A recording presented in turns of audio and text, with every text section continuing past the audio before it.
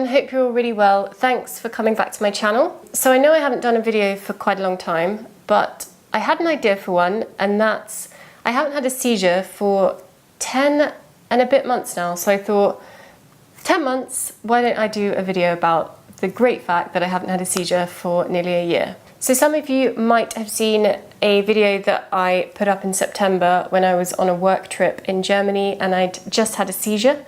If you haven't, you can click here and go straight to that video. I haven't had a tonic-clonic seizure. I probably have had a few moments where I've had what must be focal seizures, but generally I've been okay. The period between kind of September and Christmas, I felt pretty much okay, which was amazing because in 2014, I really wasn't very well during that time. I felt like I was going to have a seizure pretty much every day, especially around Christmas, so that was really not very nice. So not to have that feeling now was amazing, to be honest. So one time that kind of springs to mind from Christmas time where I didn't feel 100% right. I was out with my boyfriend and some of his friends, and I didn't feel very well. We were in a bar, so I told him I didn't feel well, went outside. He asked if he should come with me, and I said, don't worry about it. So I was outside, managed to kind of calm myself down. He then came out and checked that I was okay, asked if I wanted to go. And this is where I normally would have said yes, because I was a bit embarrassed and didn't feel great. And I was like, actually, no, I don't want to. And it was really nice because they actually all came outside and I spoke to them about it, about having epilepsy and what it makes me feel like and things. And it was really nice to talk to people and just see that they really don't care. They just want to make sure that you're okay. And it made me feel a lot better, to be honest, to be able to, yeah, I wasn't feeling great for a little amount of time, but then I was able to kind of carry on the night, and that's just great. That's kind of what you should be aiming to do, really. In January, I went to see my epilepsy specialist nurse. So I see a nurse rather than a neurologist at Charing Cross Hospital in London. He is really great. He's probably the best kind of consultant for epilepsy that I've ever had. He always goes through my notes in great detail. I always feel like he knows what I'm doing, or kind of asks how I've been, what I've been up to. He was really positive last time I saw him 6 months before, because I hadn't had a seizure for nearly a year. And he was kind of hoping that I might be able to get back to learning to drive and things like that. So he was a little bit disappointed that I'd had a seizure in September. He did suggest that because I had had a seizure and that I had the occasional focal seizures, that I should increase my medication. So at the start of January, I was on 200 milligrams twice a day of Lamictal. He suggested that I upped it to 225 milligrams twice a day. But actually that month I went to Hong Kong and the Philippines.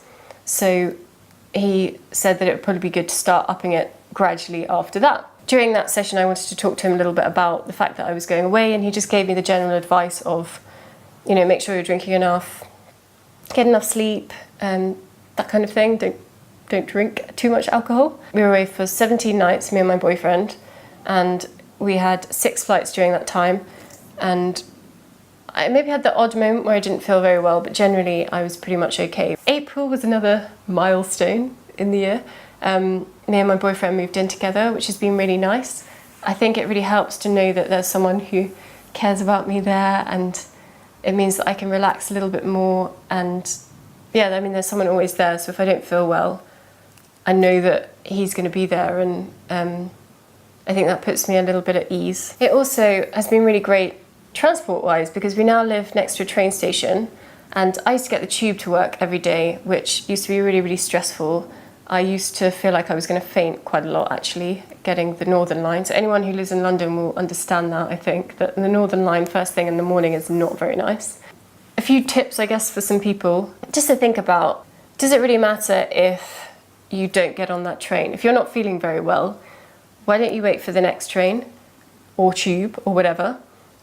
Now getting the train has made me feel so much better because it's a little less packed, and I think it's nice not to be going underground. But I would say just make sure you drink enough, eat enough, have breakfast. That is, I've sometimes been guilty of not having had breakfast, and that is when I haven't felt very well. So don't do that, just make sure you have breakfast. I really think it'd be great if there was some sort of invisible conditions badge that people could wear on the tube. So for example, other people with epilepsy or other conditions that might not be instantly obvious can wear this badge and be able to sit down in the same way that people that are pregnant can. Because when I've been on the tube and really not felt very well, like felt as if I might have a seizure, it's been made worse by the fact that I can't sit down, because if I was already sat down when I wasn't feeling very well, I'm sure that would drastically decrease the chances of me carrying on to feel a lot worse and to possibly ultimately have a seizure.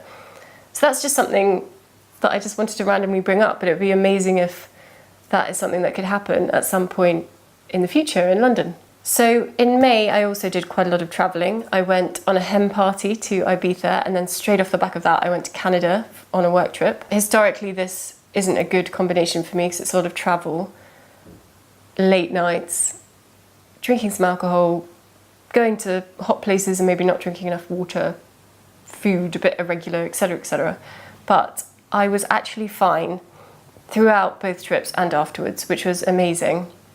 I managed to have a really great time, and I think maybe it's because I was around people who I'd told, or who already knew that I had epilepsy, and I did take extra precautions to make sure that I was okay. And then last month I went to Cannes with work for a really big event. It's our biggest event for work every year, so I knew that that could be really, really stressful. In previous years I haven't felt very well during that trip because I haven't been able to eat very well or drink enough, and it got too hot. And actually this year I just thought, you know what, health comes over work. Now I've realised this fact. I actually was, again, I was fine because I'd made sure everyone knew that I had epilepsy. I made sure I drank enough, ate enough. At the end of the day, people do understand if you don't feel well, even if it's, you know, it's difficult because you might not be able to do your job, but there's always someone who can step in, or they can resolve it. Or even if they can't, your health comes first, and that's something that I've realised. And I think that because I've got the confidence to tell people now that I'm sorry, but I've got epilepsy and this might happen, and if it does happen, it means I can't do this. Actually, I feel because I'm not worried about it, I've actually been okay. Finally, July, which has also nearly finished now. It's been a really, really hot July, pretty much the whole time. I mean, there has been some rain, but I've also been okay. I've made sure again that I've drunk enough water, been swimming a couple of times to keep cool, and yeah, I think just generally made sure I'm looking after myself. So I think that pretty much covers all the main things from the last 10 months, and I'm still trying to stay really positive, and fingers crossed I at least make it to a year, or maybe even don't have a seizure this year. That would be amazing. Thanks a lot for watching my video. If you've got any ideas for new videos, or you just want to ask some questions, please put them in the comments box below. Make sure you subscribe to my channel, and I'll see you next time.